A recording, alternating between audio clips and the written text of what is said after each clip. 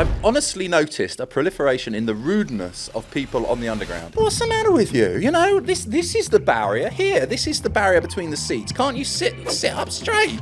Juolz makes history cool. Pip, pip, tally home. Joolz Guides here. He's spent the last 10 years walking every inch of London, unearthing forgotten stories. It's Joolz Guides. It's called that for a reason. It's stuff that I find interesting. What is the most underrated place in London? Come on, let's change some house prices. But the reality of being a full-time YouTuber, it's not as simple as just pressing record. It takes ages of editing, blending in music, finding the right music. And the business side, let's just say, Juolz and the YouTube algorithm have an interesting relationship. I get a lot of people contacting me saying, we've got this VPN, and we'd love you to talk about this insurance thing. I need to talk about stink pipes, King Charles I, people getting their heads chopped off, prostitutes, and... Henry VIII were alive today, he would definitely be using NordVPN. That's the sort of thing. You can't segue into it. It's ridiculous. It's funny this is called Jimmy's Jobs of the Future, because I'm a rotten businessman, right? That's the problem. Make sure you subscribe so we can continue to get bigger and bigger guests.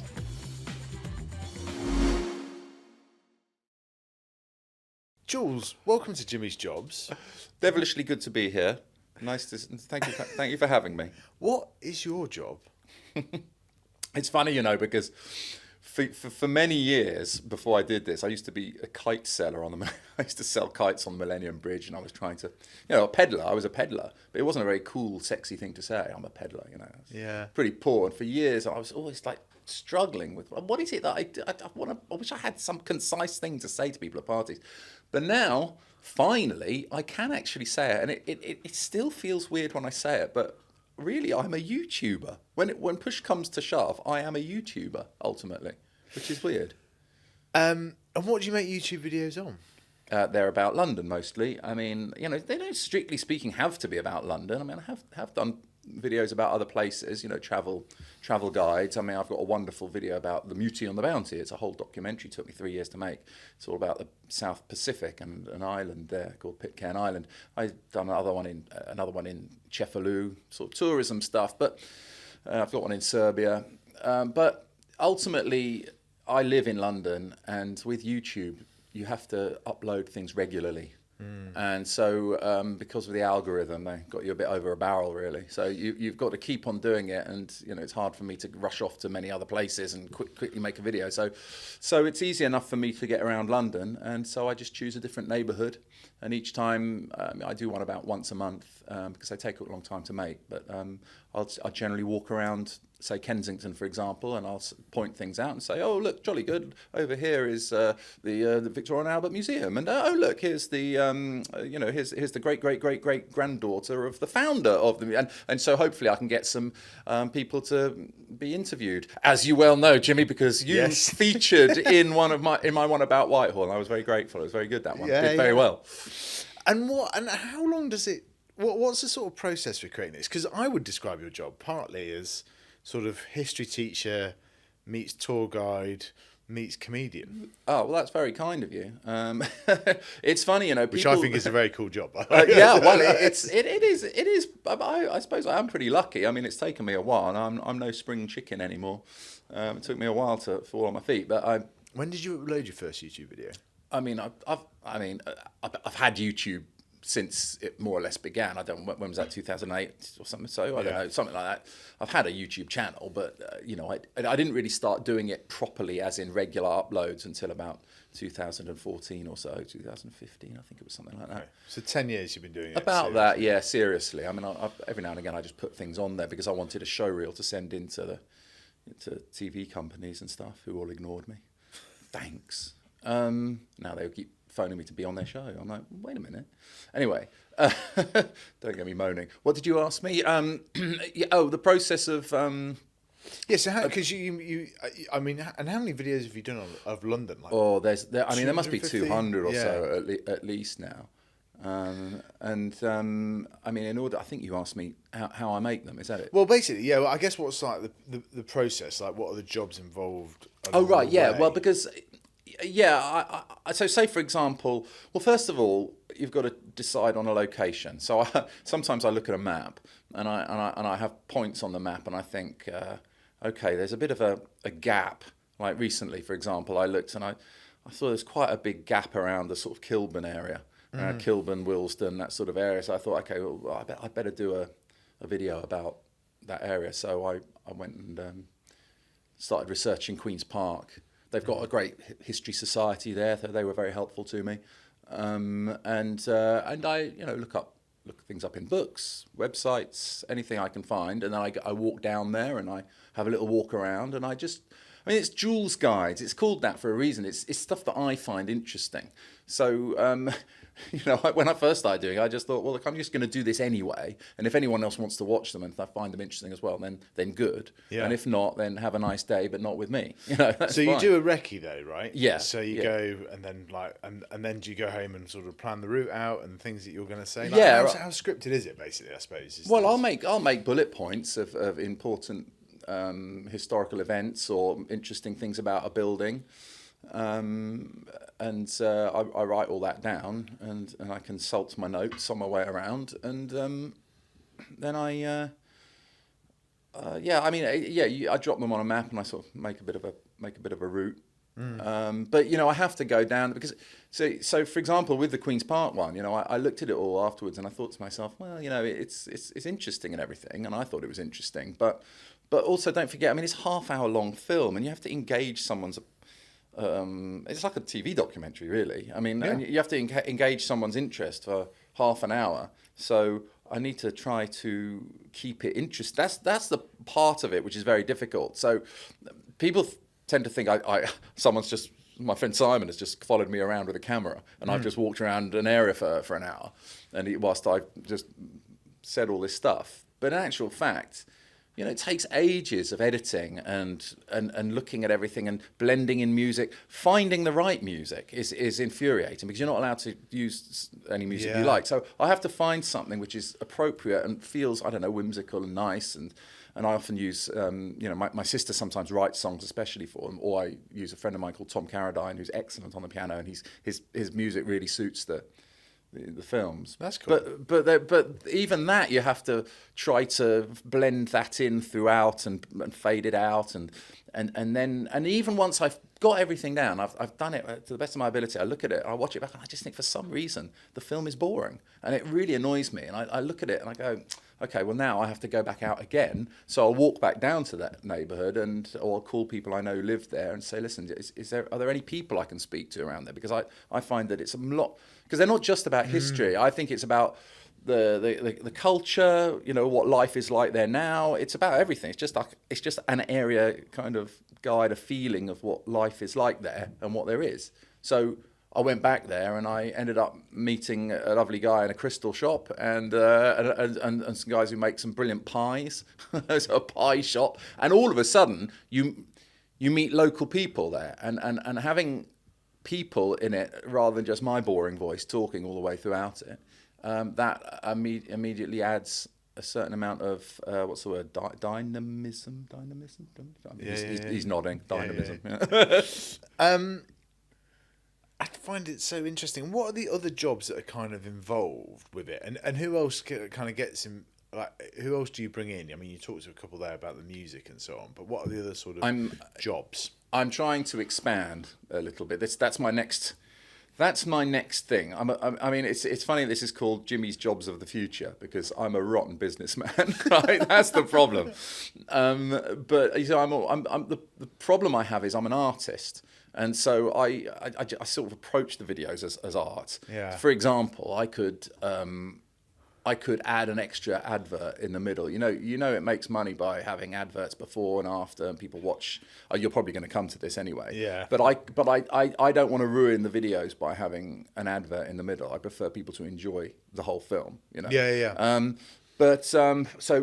So I have to find other ways. YouTube stick them in anyway, or are you talking about ads? You can choose whether you want an advert in the middle of your film or not. Yeah. I've chosen to have them before and after the film.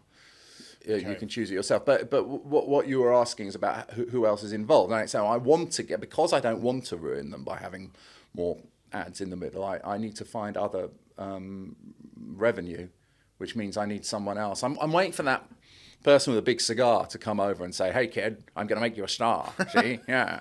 I've been waiting a while, but I've got a few ideas as to how I can improve things. The problem is that you need people to do that. There's all sorts of possibilities. I mean, I could do so many things. I could do a podcast, for example, myself. I could do all sorts of like walking tour kind of guides, and there's a lot of possibilities. But that requires an actual team of techie people to work on all the tech side of it and employing them, and that's the part I'm struggling with at the moment, because the bit that, and also I have trust issues, so I do a lot of it myself, so I research them so far myself. Sometimes I get someone writes to me, sometimes someone will. I mean, I was very lucky that the councillor for Barking and Dagenham got in touch, and he said, "Julian, you've got to come down to Barking, it's brilliant." And he did a lot of the research for me. So he showed me around. Now, when that happens, I love it. Because it means there's less work for me to do. He's in it as well. He's knowledgeable. He was great. It was really good fun. Or my sister sometimes tries to help. If she's obsessed with something, she'll say, "Look, you've got to do this." But by and large, it's me, because I know what appeals to me and what resonates with me. So if you give it the job to someone else to research, they'll say, "Oh, Julian, this is really interesting and that's really interesting." But I'll just look at it and I think, well, it's not my kind of thing. It's not what I find interesting. I mean, I find that with interviews as well. It's like the research bit is the bit that I sort of really enjoy, actually, as well. And it's like, when we did Blair a couple of weeks ago, like there was like one line in like a 300-page book, and that was the line that I decided we were going to go deep on with him about. And so I don't think somebody else would have necessarily kind of like picked that out as much. Have you ever done anything where sort of like a shop or something comes to you and says, because one of the things I'd be like looking at a map of London is like, how do you choose? But like, could a shop say like, come here and feature us and we'll... Yeah, that's something that infuriates me. You've touched a nerve that infuriates me beyond measure, is the fact that, I do now have quite a following. I mean, I do have a lot of people. I mean, people come up to me all the time in the street and say hi and everything, but when I go into a shop or something and ask, it tends to be the case that I have to beg them.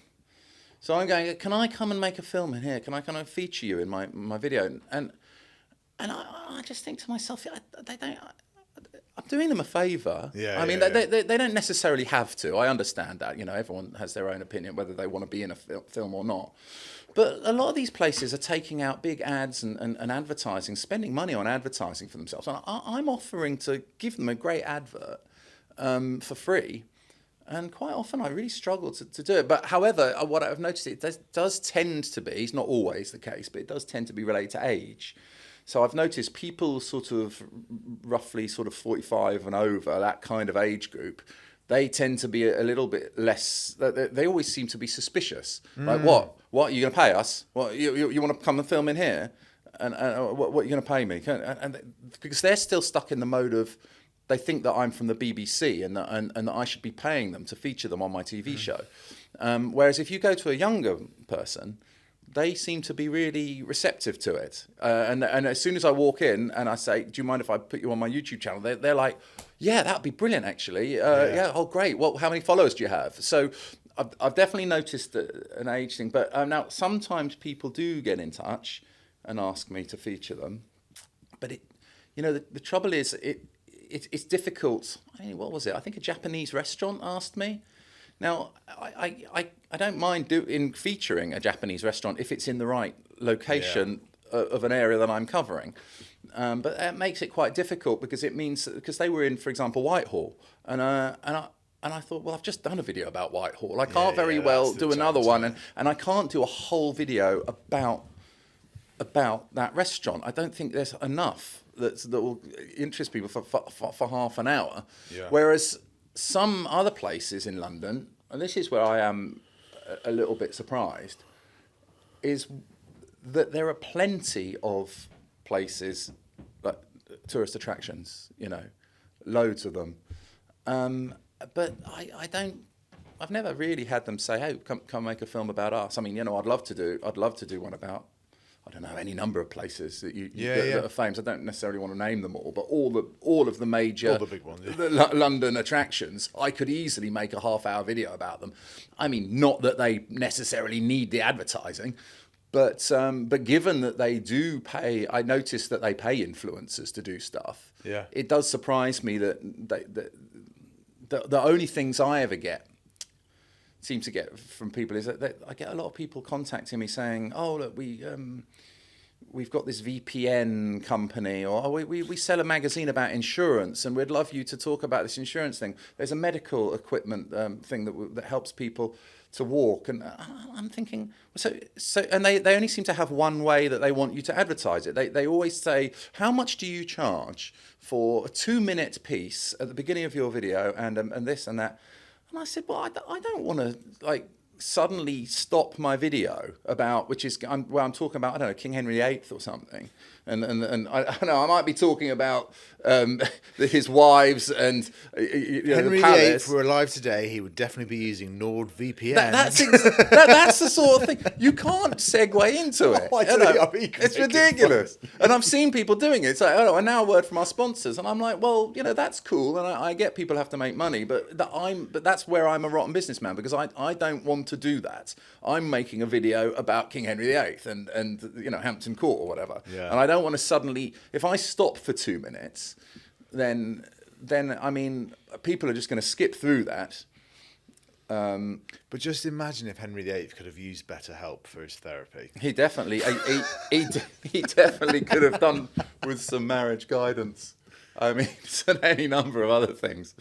I mean, the fellow, but yeah, I mean that's Sorry, I went on there a bit. I'm a bit. I do wish that. No, I do wish that I would get more relevant people approach it. It does happen sometimes, and it's great when someone comes up to me and says, "Julian, look, this is great. Can you come and feature us in this?" I mean, when you're the great-granddaughter or whatever of Henry Cole, who founded the Great Exhibition and the Victorian Albert. She got in touch, and I thought, well, that's a great idea, because I can have you in it, and we can go to lots of places around South Kensington. That makes sense, and I don't mind including things if they make sense, and if there's an actual company that's quite big and they want me to, I don't know, walk around Madame Two Swords or something, then I would be great. But what happens sometimes is people will ask me to do something for them. So I say, yeah, okay. But then they don't give me any access to the stuff that I need. I say to them, well, you asked me to make this video, including you in it. And now that I'm telling you what I need to do in order to make this video good, you're preventing me from actually speaking to the relevant people, and you're getting funny about like whether I can or I can't, and so that's why. So sometimes I lose a bit of patience there, because I just think they don't seem to realise how long it takes me to make a video. I need the stuff in advance because I've got to organise my crew. So you ask me who else is involved. I mean, I do use Simon quite a bit. There's another guy called Kite that helps me out. My sister also comes along, and it's. I need people. Side. Well, the editing side I do mostly myself, but sometimes I can use Simon for certain things. He's a very good artist. He's very talented. I mean, he reconditions like Michelangelo statues and stuff like that in the Vatican. God knows what he's doing helping me. It's bizarre. But if I need some sort of like recently, I needed a picture, and I just said, "Oh God, I can't find a picture of this thing. Maybe can you knock one up on AI?" All of a sudden, he knows how to do that, and he figured it all out. And then my sister. So, I mean, it's remarkable if I say to her, "Look, here's some things I need in a song. Can you write a song?" And she doesn't even charge me. I mean, it's remarkable, really. She'll go away, and I'll say, "Look, I need to talk about stink pipes, King Charles I, people getting their heads chopped off, prostitutes, and politicians. Can you stick those in a song?" And then the next thing I know, she's mustered up, an accordion player, a trumpet, a violin. She's written a song and recorded it, and it all sounds perfect to go in the. So these are all things that I have to get in line. And then sometimes people ask you to do this. So I've gone into real moany mode. I told you you just sparked me off there.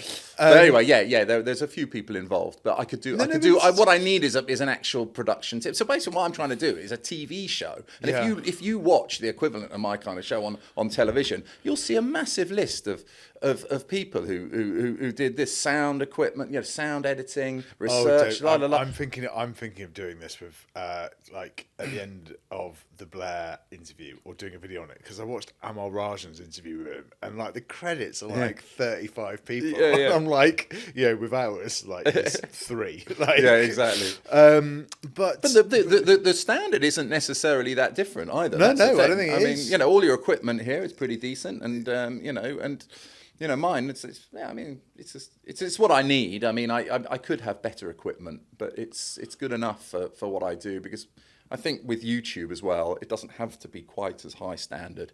I think the audience sort of like they tolerate that. Are you a fan of Jimmy's Jobs of the Future? Hi, I'm Sonny, one of the producers behind the show. Have you ever thought, my business deserves to be in the spotlight too? Well, you're not alone. Companies reach out to us all the time, asking us to create podcasts and digital video content for them. But until now, we've only taken on a limited amount of projects. But here's the good news. In 2025, we're expanding. Our production company, Boxlight, is now ready to help more businesses like yours tell their stories with high-quality, white-label content. Curious to see what we can do or how much it might cost? Head over to boxlight.io. You'll find examples of our work and even a podcast calculator to explore your options. That's boxlight.io. We'd love to help you shine in 2025. Now, back to Jimmy. Well, what's sort of the most lucrative videos that you've done? Because there's not always the ones that are the most popular as well, right? Like there are, the algorithm does work in mysterious ways in that. Yeah. Like, did you do the City of London or something, and that's like a lot more? I did, yeah. I mean, there are certain ways you can make money, different ways, and like I said, I'm not very good at them. I did one a while ago. Right at when I first started, and I didn't even have that many followers. Because I've now got like almost 300,000 followers, which equates to actually more viewers because in my case, a lot of people watch through television. A lot of people, my viewers are a little bit older, so they watch through their TV and they don't necessarily hit the subscribe button. Yeah. So I get quite a lot of views, and I've got a lot of different videos. But even when I didn't have that many, I did one about the London Pass. I remember I thought to myself, I need maybe 4 cornerstone videos here. I need one video about Jack the Ripper. I need one video about, Harry Potter. And I need one about, general famous London landmarks. Because what I concentrate on normally are not famous places. I don't cover Buckingham Palace and, St. Paul's Cathedral. It's not really my thing. And so if I can get all those out of the way in one go. And there's this thing called the London Pass. So I said to them, look, can I have a free one? And then I'll go around, I'll make a video about it. And then they organised it so I could get a commission when someone clicks the link. Oh, yeah. An affiliate link. Now, But that's also, like, you are a bit more business savvy than I think you give yourself credit for. Because those 4 cornerstone videos, like, absolutely, as soon as you said it, I was like, yeah, I bet they make... they'll be popular and whatever. Yeah. Well, you're right, and they have been. I mean, the Harry Potter one. I mean, I'm very glad I did that. I did that a while ago, and that's had over 1 million views, I think. So that's pretty good going. And I did one on how to use an Oyster card. What kind of money are you making on that then? On the sort of Harry Potter one then? Well, I hate to say, but sorry, you are the. That's a little personal. You are epitome of being British, but yeah, I suppose. Well, you can't go around asking. But people always say that's always a natural thing for people to ask you when you're at a party or something. Like, you'll be standing there. And I went to some drinks recently, and people say, and they're always a bit surprised, when they're a certain age. They go, "Oh, really? But you're like you're a YouTuber. Do you make much money? What do you make?" And I'm like, "But there's no way I'll ask you what you make." I mean, it's like I feel a bit like no, true, but I think there's like a bit of opaque nature about YouTube, etc. And I think lots of kids want to do it. Yeah. And actually, there isn't that much out there about how much money they can make. And the only stuff that is out there... I wasn't having a go at you, Jimmy, by the way. It's fine. But the only stuff that is out there sometimes is people making sort of millions and millions from it. Yeah. And I'm just a bit like... That's what I worry, that people kind of like want to do that and so on. Yeah, But, no. It's a fair question. I get what you're saying now. Yeah, so it's more range, I guess. Like that's it's just interesting in terms of the range of what a sort of like low level to a high level does. Yeah, it's fair. Well, the problem with asking specifically about how much that one video makes is that it's kind of difficult to tell. It's very hard to. Yeah. I mean, I'd have to go over to my YouTube control panel and click on it, and then what you see, so it's over its lifetime. I don't know how much it has made, but what I can say is that I think if you, I mean, I think you could. I've met a lot of people who can make easily £1,000 a month by having. I mean, if you can get like over 100,000 subscribers, I think you can make about £1,000 a month. But it's you see, the thing is, it's not about how many subscribers you have. No. It's all about how many views you get and how long people stay on the channel because of your video. So, you could have 50,000 subscribers and a lot more videos than me, and you'll make more money than I make on it. I mean, I'm doing okay off it. I'm not one of those guys who who makes millions. It's not like that for me. Because, but the problem for me is that because of the nature of what I do, is I can only upload one per month, and that heavily damages my ability to earn money. So you get these people who can do those YouTube shorts, for example, and I don't know, people looking nice, waving handbags and wearing nice clothes or whatever it is that people do. They can create a lot more videos. So if you can upload 2 videos per week on YouTube, you will see a vast increase in the amount of revenue you're getting, and as long as they're reasonably popular, you'll get way more than I can make. Yeah, but I think it's interesting the amount you talk about there, because I think if you're a student and you've got like lots of time, like it's a great thing to kind of like experiment with, and I'm amazed. Yeah, I mean, I'm amazed when I speak to people who have talents, and they're looking for various types of job. I've got a friend who's very good in the wine business. I mean, she knows all about wine. She's very good at food, cookery, everything, and I just think, well, why don't you sort of just start doing a bit of a YouTube channel or an Instagram or something, just because for that sort of thing you don't need to. My production, I find it very, very difficult. I mean, I've got to do a hell of a lot of research, and I've got to walk around London several times. I've got to visit these locations, and I need to get lots of other people involved. But with a lot of things, like, I don't know, I'm not saying it's easy, but with some people's channels, they can stick a camera on a tripod and just film themselves if you're doing art or something, or if you're showing people yoga exercises, or if you're just showing people cooking. Now, I mean, I'm not saying it's a cinch, but it requires less wandering around, and so because you're doing it in your own house, you can do more videos, you can output more. And the thing about it is, if it doesn't work, well, then you haven't really lost anything. I mean, all you have to do is just stop doing it. I mean, you might as well give it a try. How have you found the sort of proliferation of channels in terms of now, there's Instagram, TikTok, all these different places? I mean, you pretty much just do YouTube, right? I'm getting old. I mean, that's the problem. I mean, you just, it's taken me long enough to figure out how to do this. I and YouTube, TikTok. I mean, that is a mystery to me. I mean, I don't. The trouble is, I don't watch those things, so I don't really know why people do either. But honestly, I mean, I know I'm not insulting, but I don't find it interesting to watch something for 5 seconds and whatever it is. I don't even watch a huge amount of YouTube myself. I mean, I'm old-fashioned. I watch TV. That's probably why my video. But also, I don't want to copy people. So if you watch a lot of other YouTubers, you end up doing what they do, and I'm not really in it to try to make more. I mean, obviously, I want more followers and everything, but what I want to do is just make a nice piece of work that people will watch and I can be proud of. So when I look back at my videos, I think, wow, look at those things that I've made. Look at all those different ones. I mean, that my mission is to make one about each part of London, and then then I'll have a lovely catalogue, a lovely body of work. I mean, I've got a couple of books out now. So, I mean, and that's what's come from this. So you're talking about revenue streams.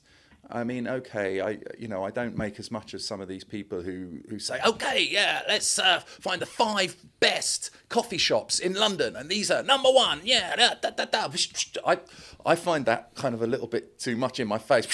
I tried watching some of those. I mean, it just made me feel really nauseous. I mean, I need to relax, like with a pipe and slippers, and just watch, with my sherry. I can't. Yeah, but that's a young person's thing. They're energetic and they like that, and there's a place for it all. That's the thing. I mean, you can watch whatever you like, but there's a lot more of those. I mean, it is, but the market will decide which ones are good.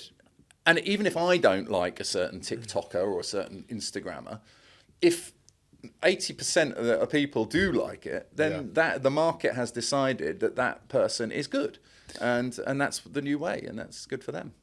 How has London changed in your time of doing this, do you think? Because there can't be many more people that are more knowledgeable about the capital than you. Oh, it's very nice of you to say. Yeah, but what have you noticed has changed? Well, I mean, I've spent ages trying to build up a nice reputation for myself, being a nice, friendly, chubby, smiley Joolz in his videos, and now you got me on your podcast, and everyone's seeing that I'm just a grumpy, miserable old git. Yeah, I mean, don't start me. Well, how it's changed? I mean, the rudeness. I sound like a right old man here. But youth of today, they're so rude. I've honestly noticed a proliferation in the rudeness of people on the underground. It's unbelievable. I mean, the last 5 years, that is serious. I mean, the amount of people who sit with their legs really wide like that. Now, I can understand that, or crossing their legs like this with their foot. I can understand if you want to sit like that when no one's. But when I actually go to sit next to you, I'm 2 meters tall. I mean, I'm old enough just to say to them, listen, can you move your leg, please? I don't even say it in a nice way. I was astonished. This kid, I don't know, he must have been like 23 or something, students, and he was just sitting really lounging like this, even after I'd sat down with his legs all over. And I just said, what's the matter with you? This is the barrier here. This is the barrier between the seats. Can't you sit up straight? You little so-and-so. And anyway, do you think it's partly a COVID thing? Yeah, I've definitely noticed that it could well be. Because I remember like when pre-COVID, you get this with tourists on the tube that they would still keep their bag on, and actually somebody would normally politely tell them to take the bag off. Yes. Whereas now, take off your rucksack. Like everyone's just got these bags on, just swinging around. It's like people have forgotten because they've forgotten their manners. Yeah, they need a hard stare from Paddington Bear is what they need, because they've forgotten their manners. I mean, even you go into a shop right now. So, for example, and this is definitely noticeable, right? The coffee shops and stuff. And that's where I notice it a lot, because I go to a lot of places to buy coffee. Yeah. On my ways around, and even in pubs, the service is so poor now. It's like they've never been to a cafe themselves. I think that a prerequisite of working in a coffee shop is that you must have at least been a customer in one at some point in your life. It's why. So they seem incapable now of saying, "Hello, can I help you? Hi, who's next, please?" So they shuffle around. So I walked in there. I was in a pub recently. There's a lady behind the counter cleaning glasses with her back to me, and I said, "Are you serving?" And she said, "Yeah." "Well, what would you think I'm here for?" And I said, "Well, you've got your back to me and you're cleaning glasses, and sometimes I get told that I'm not." And you didn't even say yes, please, or look at me, or anything. They shuffle around. They sort of like look at you in a sheepish way and expect me to sort of know that they want to serve me at that point. I mean, it's quite simple. 5 years ago, it was just, "Can I help you? Who's next, please?" And what Moan, about moan, London? moan, Exactly. moan. Okay, so what's got better? You asked me. What's got better? You didn't tell me you were going to spring that one on me. What's improved? What's got better? Oh, What's the best thing about London? I think there is something. If I'm honest, I mean, I do like the fact that there is a night tube now. I mean, I don't use it very much because I don't go out as late these days. But I do think that's handy, and I think the buses have kind of improved. Yeah, I do think the buses have improved, although it's a bit tricky for them now with these ridiculous floating bus stop cycle lanes situation. Those are so dangerous. I even went to a research facility where they in Dagenham where they actually do tests on things like this, and they said to me that those floating bus stops are really dangerous, especially for blind people, and elderly people.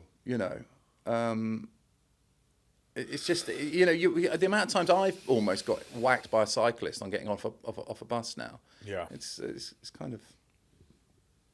of worrying, but yeah, at least I think the public transport's okay. Yeah. What is the most underrated place in London? Like, out of all your videos, where did you sort of think? I mean, you've given Queen's Park quite a bit of airtime. I did. Well, it's only because it's only because I recently did that video. Underrated areas. I don't know. Where's Gentrified? That'll get us some views. Gentrified. Everywhere is getting gentrified. It's yeah. I mean, what is gentrification? Where did I go recently, which I thought was quite nice? I don't know. There's Come on, let's change some house prices. Well, I don't know. I'm looking for a place to live, so I don't want them all, want them all to go up. But decoys. I must admit, I was quite taken. I don't know why I was, but I quite like Rotherhithe. I don't know why. I think it's just the river. Yeah, I think it's just the river. I mean, some parts of it obviously aren't that nice, but I think it's cool. We look there quite a lot, actually. I think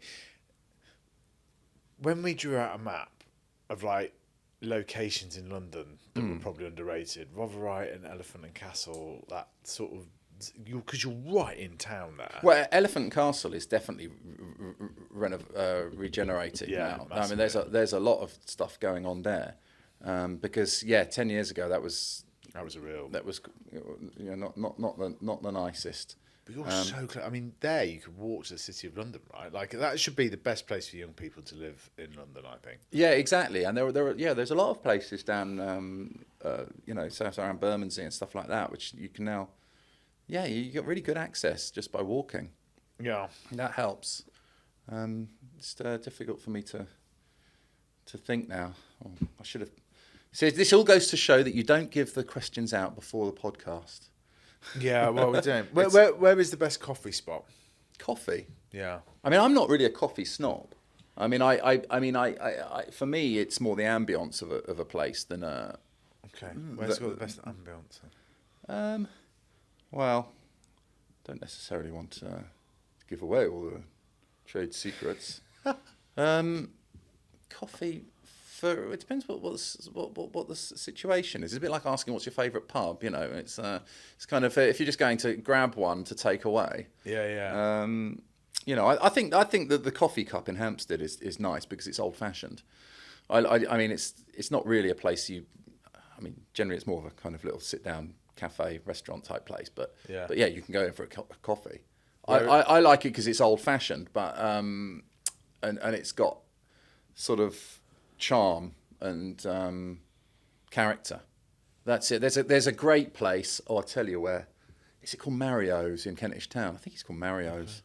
A little Italian place. Now he's quality. Proper little kind of bit like a builder's cafe, but slightly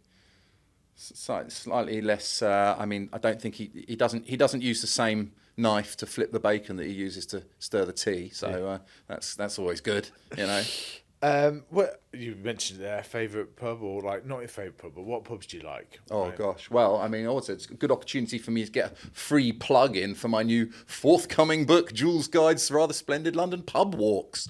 Brilliant! Yeah, so I got a new book coming out. It's about pub walks, and people always ask me, what's your favourite pub? Then now the funny thing is about this book is that I already mentioned a lot of my favourite pubs in the previous book. So this one is not necessarily a pub guide It's guided walks, but from one pub to another pub via other pubs. So it's still like London walks. Yeah, yeah. But it's just I include a lot of pubs. So there are some of my favourite ones in it, and I do very much like the Mayflower in Rotherhithe. I don't know why. It's just because it looks nice. I like the kind of feeling in there. But there are a lot of different reasons for liking pubs. I mean, doesn't feel to me. I've never been someone who goes down to his local. I don't have a local boozer, which I just go down and meet people in. I mean, usually I'll have to go a distance to go to a specific pub for a specific reason. I like the Wrestlers up in Highgate because they sometimes do the swearing on the horns ceremony, which is quite fun. And they've got a nice fireplace. And I like the Lamb and Flag in Covent Garden because sometimes they have jazz there on a Sunday, which I've been going to for many years. I think that's a really great old pub. I mean, it's from the 17th century or something. It's got a lot of history. That walkway is quite cool as well. Yeah. Right? And any number of ones in the city. I mean, the Old Mitre. I mean, these are kind of quite, I feel a bit cliched, like just mentioning these standard favourite pubs of people. But the Old Mitre in Hatton Garden, that's a lovely little pub. I do like it there.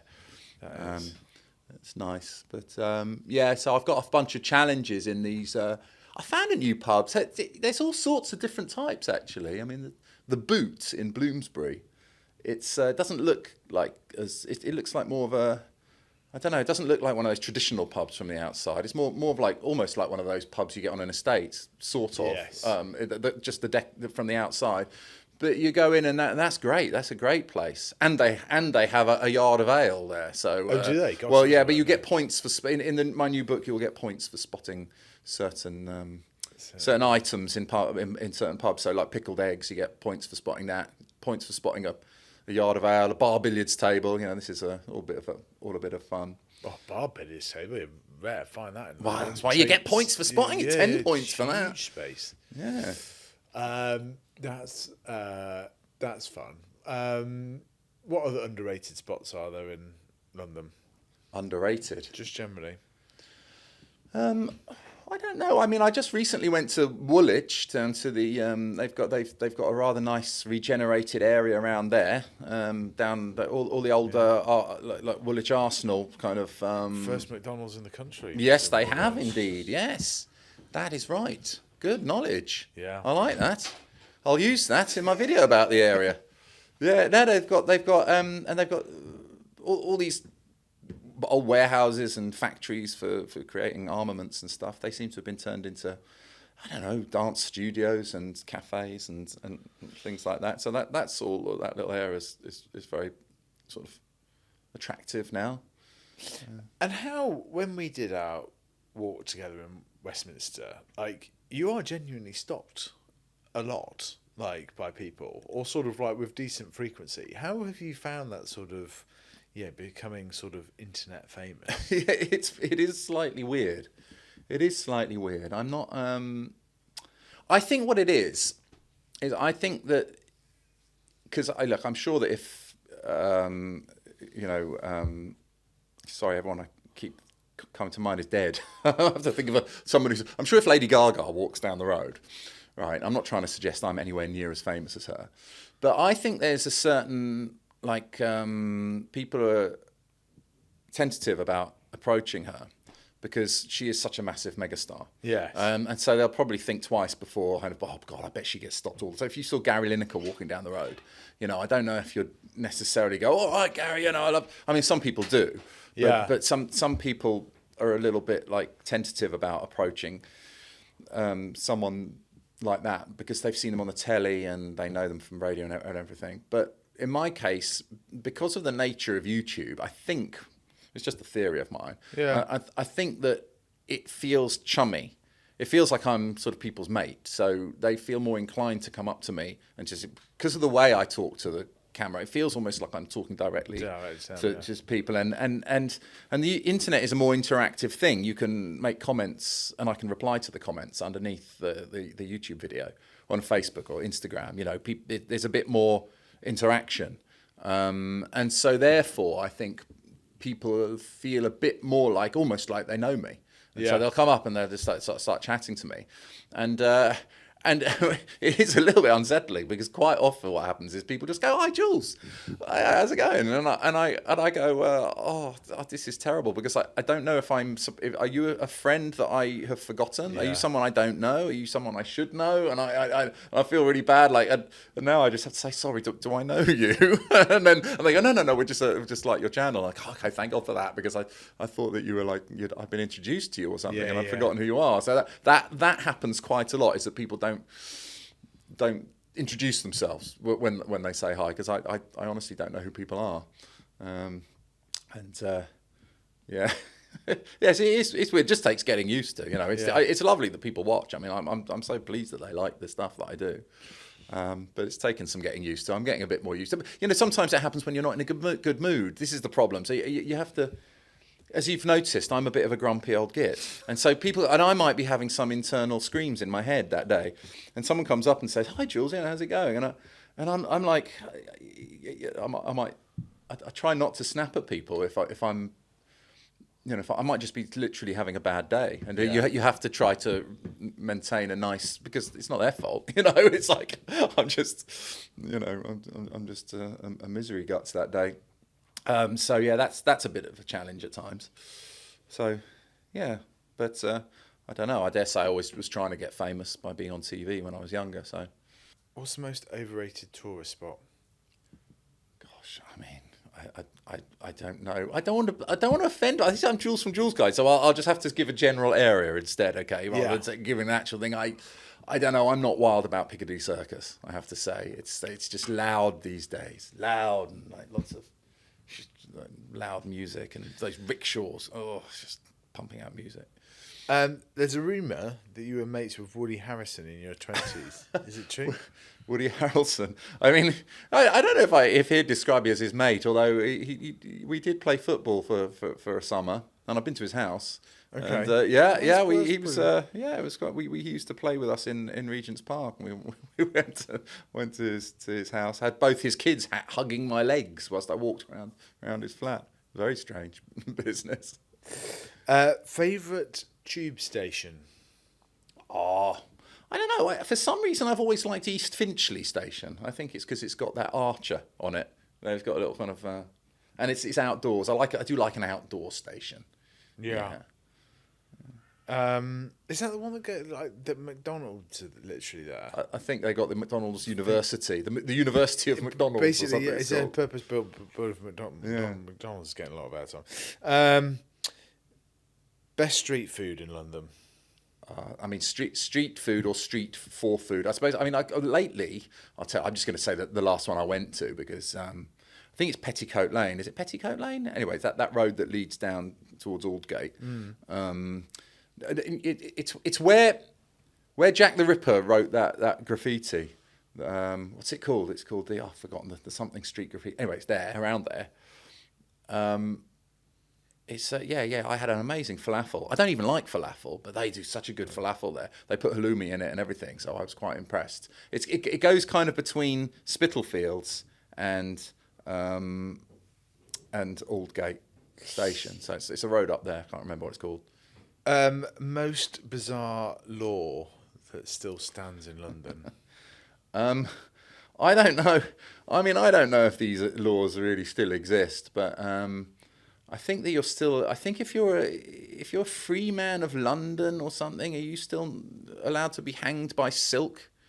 Isn't that not the case? I think so. I think there's something you're allowed to do all that stuff, like sort of drive your sheep over bridges and and That's things what like I thought that. You were about to say, and demand a taxi home for free or something if you can't afford it. But I think also what part of it is if you were sentenced to hang, you could request that you be hanged by silk. If you could time travel to any era in London's history, when would you choose? Other than about 1 hour ago, so I could redo this podcast so I don't come across as quite such a tit, I'd probably go with like sometime around the 1660s. I know it's a very dangerous time in London history because you've got the Great Plague and you've got the Fire of London. But it would be around then because I'd be able to check my theory that that it was actually Sir Christopher Wren who started the Great Fire of London, so that he could get lots of work out of it. You know, that's why I'm sticking to it. I mean, I know it's controversial, but I think there's quite a lot of sort of good characters around there. And you've got King Charles II, you've got Nell Gwynn, who's his mistress, and Samuel Pepys was around then. So, and yeah, well, yeah, there's a lot of famous, cool characters around there. I'd like to see what it was like. Aside from your own terrific books, what's your favourite book on London? My favourite book on London, I recently read. It's very difficult. You asked me that. I wasn't expecting that question, but I think there was a very good one called People of the Abyss, or People from the Abyss, or People of the Abyss by Jack London. He's an American. He wrote Call of the Wild, I think. Okay. I think he wrote Call of the Wild. Anyway, it's a bit like Down and Out in Paris and London. He decided to dress up as a homeless person and try and live life as a homeless person around 1900. And he goes into all these workhouses and sleeping on the streets and stuff. It is really fascinating to hear his stories about how all the people he ran into and how life was. Really wretched, difficult existence, but highly recommended. Interesting book. That is really interesting. What if you could have a pint with any historical figure? Who would you be? A pint with a historical figure. Well, I was about to say Nell Gwynn, actually, just because I thought, well, it'd be quite nice to have a drink with a nice young actress, or actor. Sorry. Yeah, but I mean, she'd be kind of cool, fun. Yeah. Spill the beans on King Charles II, it'd be kind of quite fun. Because people often feel inclined to say someone very erudite and everything, but I think, don't forget, you're having a pint with them in a pub somewhere, so you want them to be a good laugh. Yeah, so she strikes me as being a bit of a laugh. So yeah, Nell Gwynn, the mistress of King Charles II, as long as he didn't sort of have my head chopped off. If you could swap jobs with somebody for a day. Well, I mean, he no longer does this job, unfortunately, but I always felt that my favourite job would have been Richard O'Brien's in the Crystal Maze. I don't know if you remember that. Oh, yeah. I think Richard Ayoade did it for a while as well. Yeah. So, but the presenter of the Crystal Maze, that I always felt that guy's got my job. That's my job, that is. I want that. I could see you doing that very well.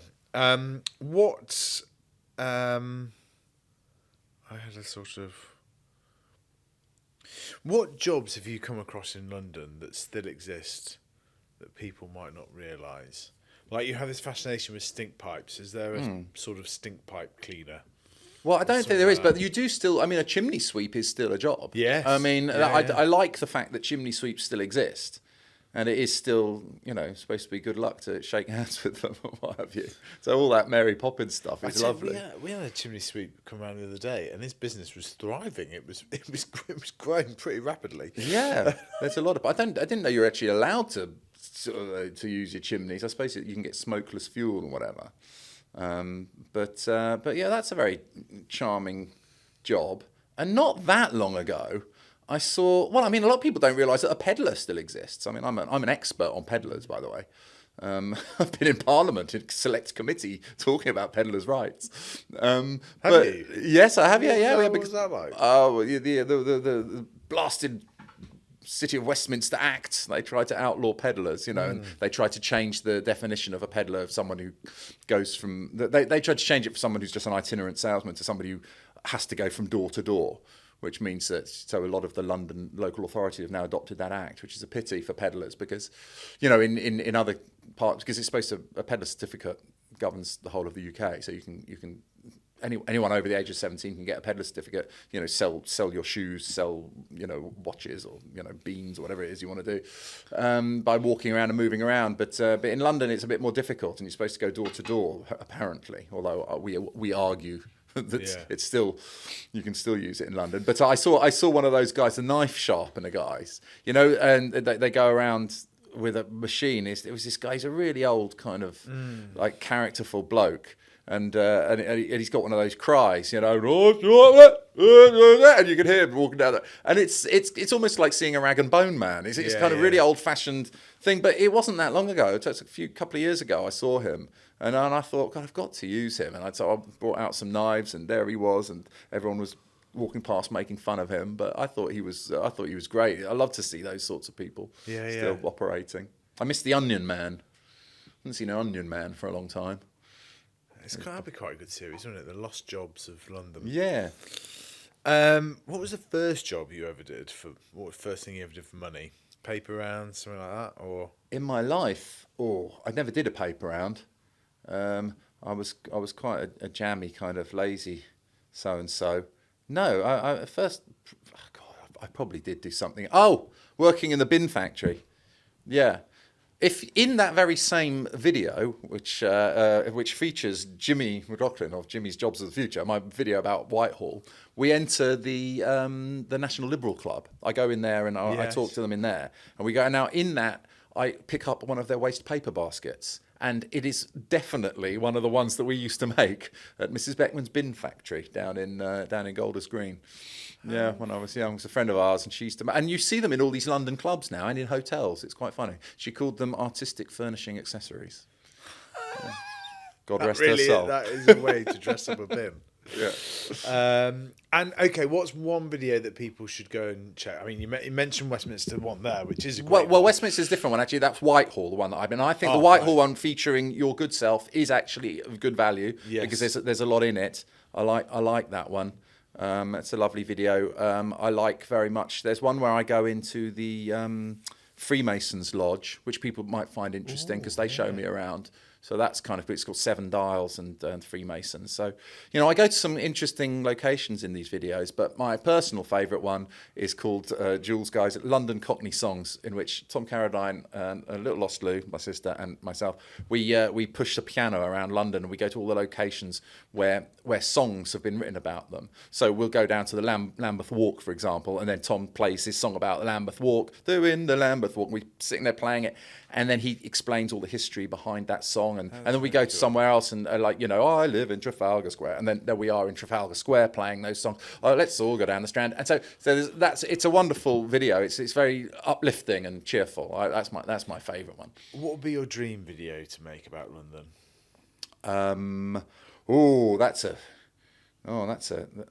If you could get access to any one building, to do, and I know you're not like a fan of doing book pal or whatever, but like, is there somewhere that you would Freemasons must have been cool. Yeah, that was basically very following interesting. that sort of line of. Yeah, that was cool. I mean, I'd obviously I'd love to get into sort of properly get into Westminster Abbey and around the House of Parliament, obviously. But I mean, Westminster Abbey, you can't really film in there. So all the kings and queens and stuff that are buried there, that's fascinating stuff. I'd love to be able to get in there. And for some reason, the Old Bailey, I saw Stephen Fry do it once. I thought that looked kind of interesting. Yeah, but I mean, it's already been done, obviously, but many times. But I'd love to go in there myself. I suppose, yeah. I like to see the workings. I like to go down underneath Tower Bridge and see the machinery bits. Yeah. Or get into some of the sewers. I wouldn't mind getting into some of the sewers. There's lots of underground sewers. I know it's a bit smelly. I read a good piece in the Londoner, which is a new email newsletter that's launched. But it's good because they joined some night shift workers on the underground, and that sounded very cool. Like basically cleaning all the dust off. Yes, the tracks and stuff like there's another guy who would be very good for that. There's another guy who does London underground related videos. I bet he's done that actually. Yeah, Jeff Marshall. I do follow you probably know him. He's quite well known in that field. But yeah, I mean, I'd love to do something like that. I don't like treading on his toes though. I'm above ground, you're below.